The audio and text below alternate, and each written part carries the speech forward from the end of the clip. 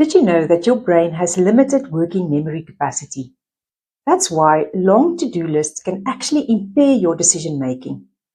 When I work with researchers, like me, I often see them create massive lists that leave them feeling overwhelmed rather than organized.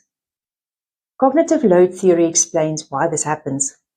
Our working memory simply can't handle too many choices at once, especially when we're already dealing with complex research tasks. But here's the good news. This is a solvable problem. There's no need to abandon lists altogether. But all we need to do is restructure how we create them. By externalizing our tasks onto paper or digital tools, we free up that valuable mental resources for the creative and analytical thinking that truly advances our research. This is particularly important in academia, where our most valuable contributions come from that sustained engagement with complex problems. Writing down tasks help us to remember what to do, and more importantly, it creates the mental space needed for breakthrough thinking. How do you currently manage your cognitive load during these research-intensive periods?